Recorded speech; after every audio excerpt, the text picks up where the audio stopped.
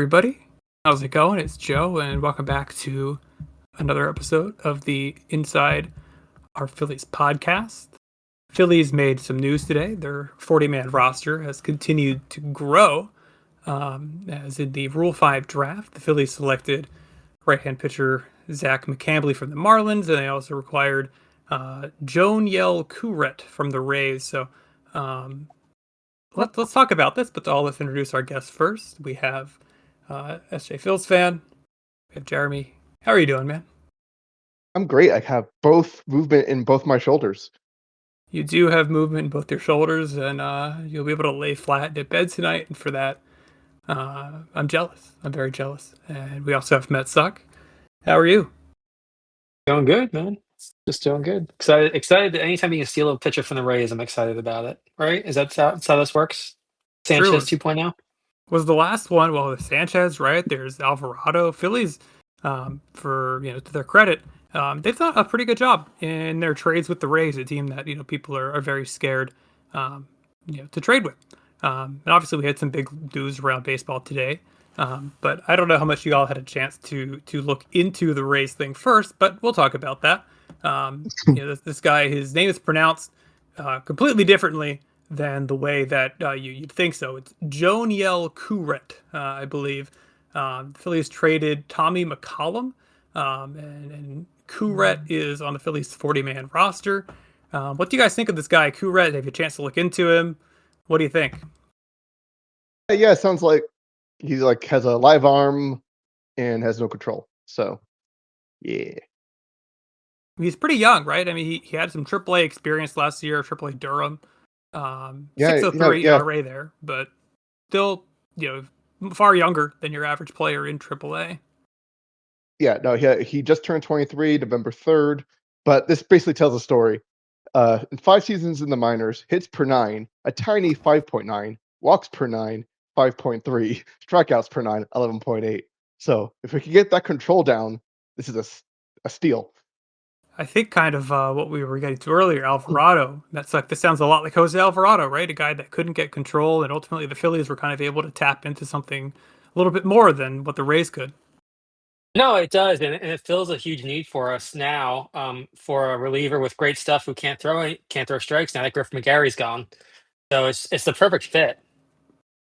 It really is. Importantly, with him being on the 40-man roster, you expect that the Phillies at least think there's a possibility that this guy is going to show up in the major leagues next year. He certainly seems to have the stuff, a career 3.10 ERA in the minor leagues with a strikeout per 9 of 11.8. He's young, so he'll have his full years of control. He throws from the right side. He'll have 3 options. I think he only has 1 option year remaining. He hasn't made the majors, so he should have all his option years, right? No, but he hasn't made the majors. But he's still in the 40-man.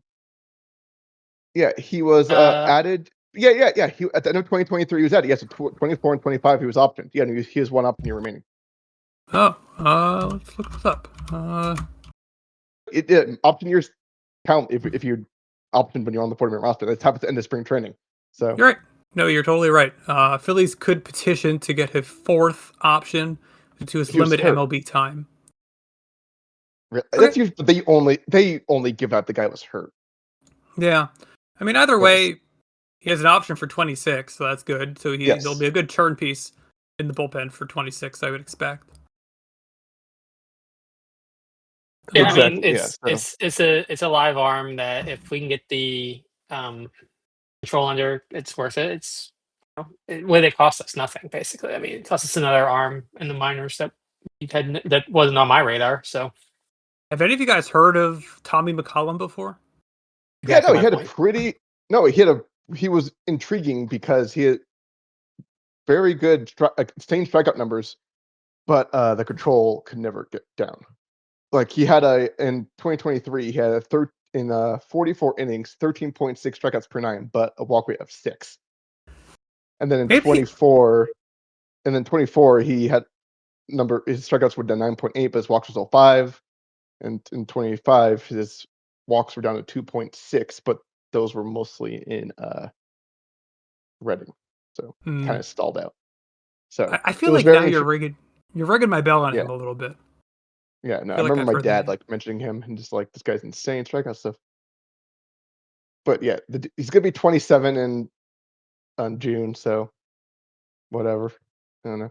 My Yeah, only at that concern, age, at that yeah, age, my only it's a little risk. A yeah, little risk of losing them at that age. So yeah, my only concern with whatever is like how many times have we just kept guys that throw hard and like can't throw strikes? Like what's his face?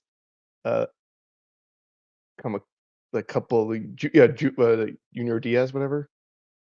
Junior Marte that you're talking about? Junior Marte, yeah, that piece, Yeah. yeah, throws hard, but no control in anything. He was just terrible. Right. I mean, yeah, but again, it's kind it's of how a risk, right? I mean, what do we lose? What do we give it up on? A 27-year-old Oh yeah, guy who's no, I'm fine. into betting? Yeah, no, I'm fine getting him, but I just want to like, I want the team management to be like, this guy is still suck. Like he's not throwing strike. He's not getting improvement. Let's not throw him out all the time. I don't care yeah. how hard he throws. No, that's definitely very interesting. Um, I think the more exciting move that the Phillies made today was the Rule 5 draft. For those unfamiliar, basically, if someone has been in the minor leagues for a long enough time and they haven't even been added to the 40-man roster yet, they get exposed to the Rule 5 draft. Now, notably for the Phillies, Griff McGarry was exposed. And correct me if I'm wrong, but I don't think anybody picked Griff McGarry today, right? No, Yeah, they he did. was. He was. That was my joke. Yeah, That was a joke I was making earlier. yeah, yeah. The Okay. Nationals selected him. Okay. You cannot blame me if I'm off in this episode. I think I get it passed. Yeah, no, But yeah. Griff McGarry was taken, and my dad immediately texted me saying, "Imagine he's probably going to get his 100-mile-per-hour fastball back." yeah, no, interesting. But yeah, so pretty much when somebody gets drafted in the Rule 5 draft, for those unfamiliar, you automatically are part of the major league active roster, the 26-man roster. This player cannot be optioned; they cannot be designated to the minor leagues unless you kind of waive the draftee, you send him back to his original team. Or you actually can trade the player to another team, a third team that would also pick up that, Rule 5 rule. I think the last time the Phillies picked somebody in the Rule 5 draft was Noah Song, the Navy Red Sox draftee a few years ago. But obviously, Phillies have No, had a long. they actually selected somebody after that, and Oh, did you're right. exactly what you just said. Traded him immediately. I'm trying to look him up right now. It was Mike Vasil last year. Um, immediate intention to trade him to Tampa, which they did. So it was an immediate move last year. Gotcha. Okay, I Or do remember that. 24. Sorry, 2024. That would be last year. Yeah, no. Now that you say that, I do remember that. But Phillies have been a team that have taken pretty good, pretty good advantage of the He Rule did 5 he draft. did pretty well last year. Damn. Yeah, yeah, no, he Yeah, really yeah. did. He pitched 101 innings and ERA of 2.5. I mean, his FIP was 4.3, but he's also playing with the White Sox. Yeah. So the guy that Phillies Oh, drafted, the but guy that is Which is funny because we traded him to the We traded him to the Rays. into the Rays, yeah, but then he just made to the White. So it's basically low, like He started with like the Mets. We picked him up. He got traded to the yeah, Rays and then ended up at the White Sox. So it's just funny. it is yeah. funny. But yeah, the key thing Poor with guy. McGarry, I'm reading on like NBC Sports. His fastball is 92, 94. So when McGarry was a top prospect, it was like 100. So he lost his fastball and he's been nothing since. But the guy the Phillies drafted, he's interesting. He was a third-round pick. His name is Zach McCambly from Netcong, New Jersey. It's a little up in North Jersey. But he was a third-round pick, 2020. So weird COVID year, 5-round draft. So guy with the pedigree from Coastal Carolina, third-round pick. That's good stuff. And he's been a pitcher. He has his 26 year last year, kind of split between AAA Jacksonville and AA Pensacola as a part of the Marlins organization. Combined, his ERA was 3.19. You figure that maybe the Phillies are going to try to give this guy a shot in the bullpen and throw a dartboard and see if it sticks, right? Yep, pretty much. Yeah, I mean, you're not drafting. We talked about this yesterday. I didn't think they draft a reliever just because they'd have to worry about getting him to stick all year. But if they're doing a dart throw and they can send him back to Miami, why not? Yeah. Just Yeah, from looking at the steal stats, all our secrets, and make the Marlins good. seems Do you like he has think good any stuff. wait, no, Jeremy, I gotta ask. it doesn't matter. We could literally hand the Marlins I our know. way of I'm building just a kidding. franchise, and they'd still screw it up. Yeah. No, I'm totally kidding. Oh, I know. I'm just I just we're giving I felt like the Marlins were getting too much credit, and I just couldn't handle it. Yeah, it's interesting. But this guy had 12 strikeouts per 9 across the season last year.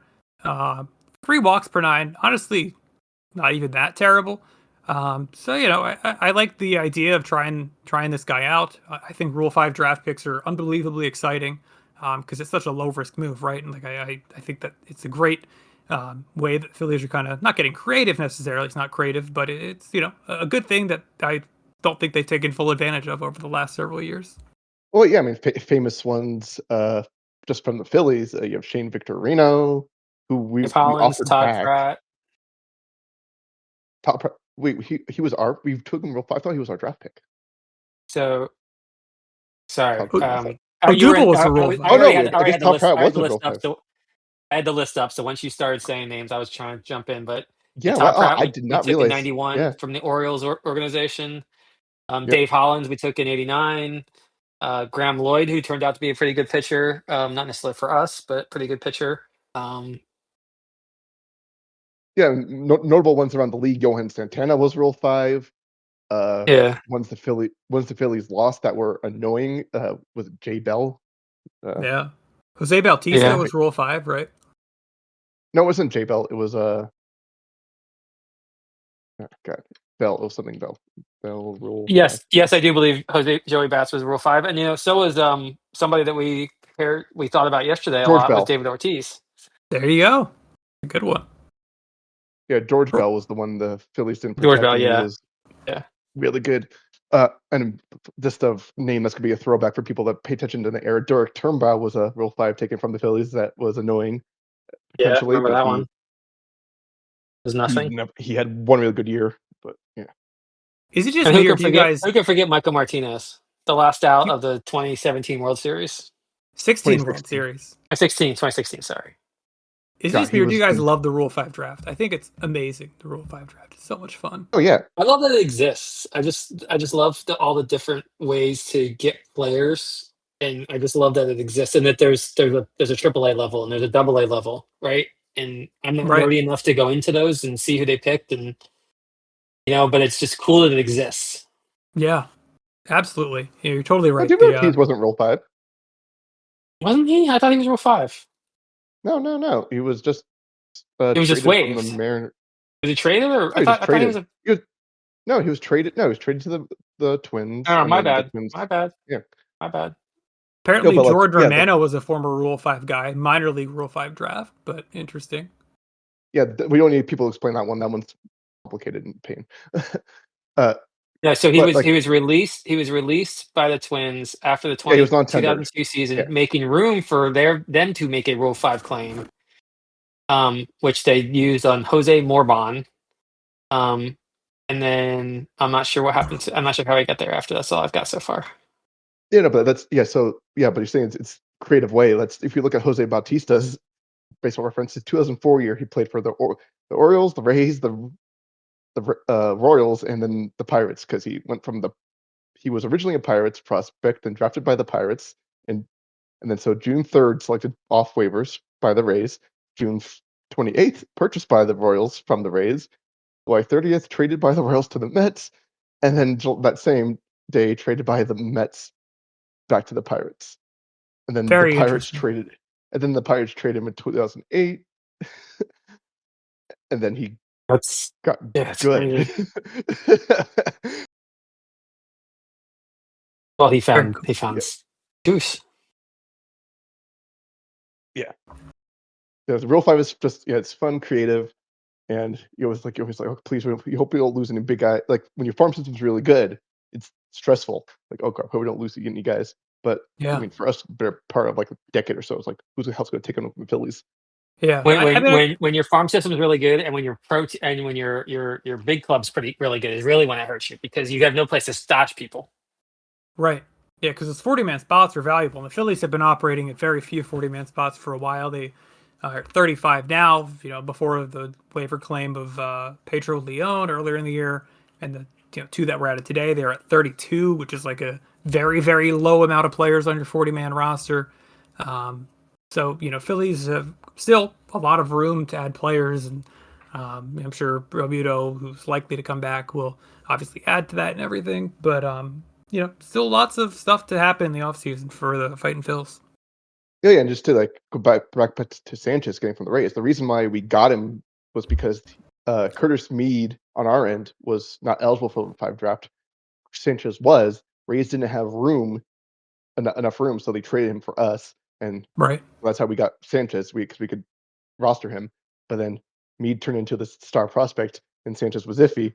But then Mead is a bust, and Sanchez is not. Yay! Yes, and I have a very good friend of mine who is a Rays fan, and I just love to remind him of Curtis Mead every time that Christopher Sanchez pitches. Because for the first year or two when Mead was great and Sanchez was not, all he did every day was text me about how great Curtis Mead was. Right. Oh yeah, no, yeah. Immediately he was pretty good for us in rookie ball, but then that's just rookie ball. But then in 2021, his first year, he had hit 321 with 911 OPS, has age 20, and then he's just a quad A player. Yeah. No, absolutely. Some more news though, kind of across the National League today. Let's get into that. Obviously, Pete Alonso no longer in the National League East, signing a 5-year, $155 million contract with the Baltimore Orioles. So no longer Met. Don't have to deal with him any longer. What was your guys' immediate impression of Pete Alonso leaving the division? I can't believe the Mets didn't even make an offer for him. They just let him go. It's just insane. They have no left fielder now, no power hitting right-handed first baseman, and who's the right-handed hitters? Yeah. It seems like the Mets are doing what we were talking about. We were kind of hoping the Phillies were going to do, and kind of just taking a year to reset, more or less, right? I don't know what they're doing. So much for the 5-year plan. How do, you, how, do, how do you reset when you just signed Juan Soto for $800 million, whatever they signed him for? How do you go to him and be like, hey, we're not going to try this year after we failed last year? We're not going to try this year. Right. I don't get it. I don't know what they're doing. So I do know what they're doing. It's David Stearns proving that he's the smartest person in the building and going full money ball, and basically telling his owner, "Hey, we tried it your way for the first 3-4 years, however long you've owned the team. Now we're gonna do it my way." That's what I'm seeing. Are you happy to see Yeah. him outside of the division? Oh, outside the league, woo. Yes, No. I'm very happy. He's him and Nimmo being gone just make me happy. Like not Yeah, having no, to see that idiot run the first base every freaking time he gets a walk. I'm very happy about that. Nothing was so more annoying than that. oh my, yeah, nothing. Yeah, but he didn't steal bases. He was so fast going the first. But yeah, Alonso for his career had an 812 OPS against us, and then this past year he had a 821 OPS against us. So gone. We'll see him 3 times a year. But didn't make an offer for their all-time home run leader, which is just hilarious. 264 home runs is the career home run leader for the Mets. I don't necessarily disagree with that, to be truthful with you. I think just like the Schwarber contract's not going to age well, the Alonso contract's not going to age well in a very, very similar way. So from a fan perspective, I have a good friend. He's been on the podcast before, Alec, Mets fan. He was upset by the news. I don't think he was as upset by this as the Diaz news. But, I think at the same time, him and a lot of Mets fans, they get where the team is coming from. And it's probably the better move for the medium term and long term health of the organization. No, it's not. They literally have limited money. Like the people act like the Dodgers do, but no, the Mets actually do. Cohen has unlimited money, so this is just ridiculous and stupid. Hedge funds. So I have a buddy who's a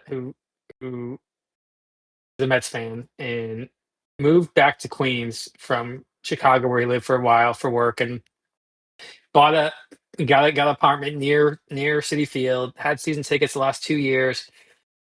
He didn't get him this year, and he went there yesterday to donate a winter coat for a thing they were doing. You get free tickets, and he said if Alonso signs with the Red Sox while I'm here, it's the Red Sox, so obviously subbing Orioles, he's going to tear the place down, right? And this is a guy who knows baseball, right? And he just again, this we talked about this yesterday. It's an entertainment sport. Let's have it be fun. And these back half of these contracts might suck, but let's enjoy them while they're here. And then to your point, Cohen's got as much money as he wants. He can just eat the cost. Right. No, that makes sense. So I don't know why he's letting David Stearns run Moneyball on him, to be honest with you. Yeah. So Alonso had 38 home runs. The next by a right-handed hitter was only 17. So, and that's right-handed on the period Mets, or right-handed Mets. Yeah, hitter? This is just the Mets. So okay, I said, and Vientos is a bat pip merchant, so he's not going to be what he was in 2024. He wasn't what he was in 2023 and 2024, was he? I mean, I remember in 2023 being scared of him.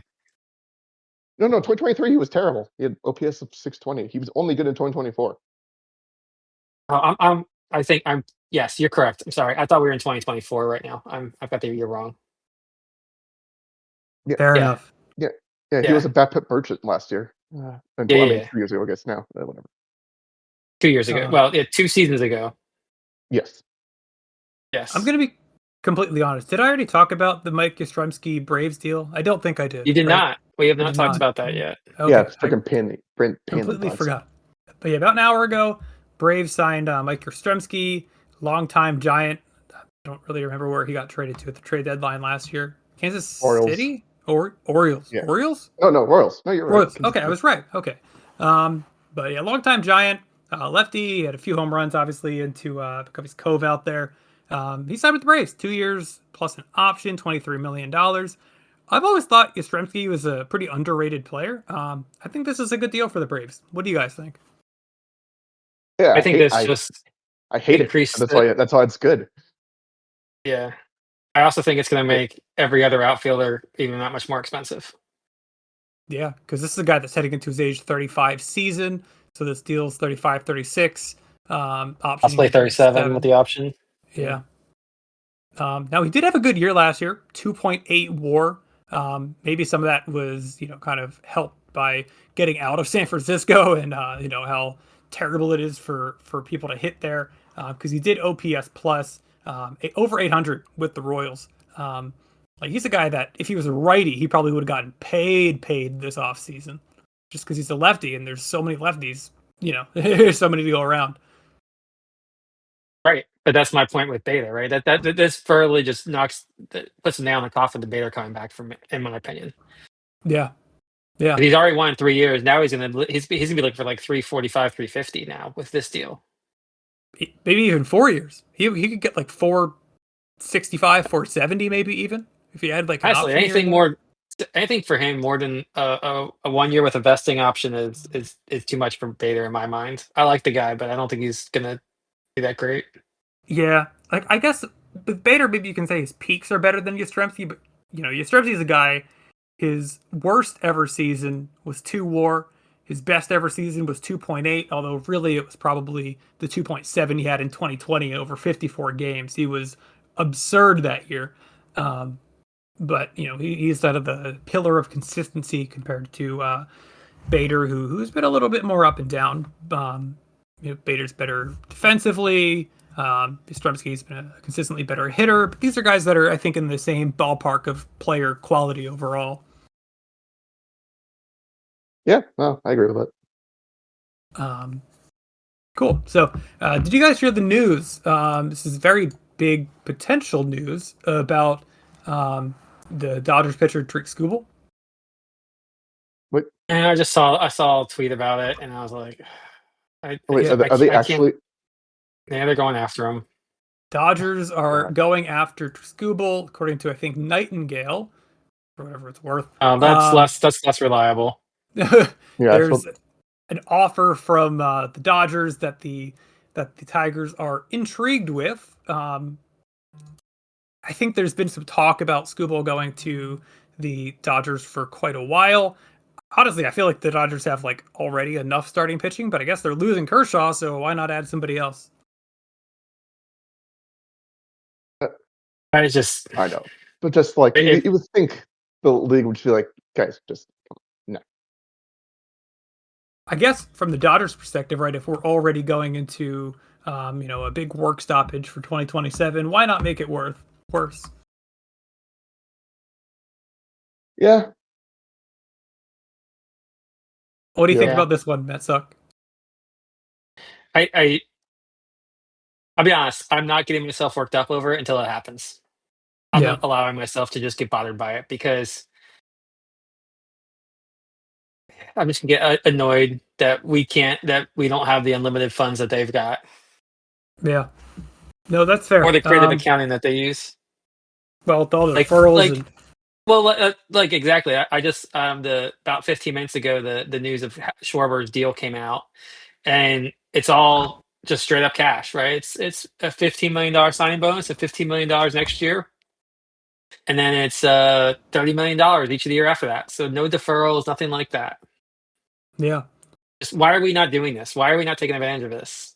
What do you think is the main reason for that? Because obviously other teams would love to get in on the deferral game if they could. Do you think it's because the Dodgers are such an attractive destination, the best chance to win a World Series, great weather, all that kind of stuff? Do you think it's more tax reasons? Like, what do you think is the main reason that the Dodgers are able to get away with these deferrals that a lot of other teams aren't? So there's a couple reasons. One is the taxes for sure, right? I mean, so it's attractive to the player, especially for somebody like Shohei, who's going to take all that money and earn it in Japan and not pay any U.S. taxes on it, or minimal taxes on it, right? Because he's going to be his residency by the time he gets it's going to be Japan.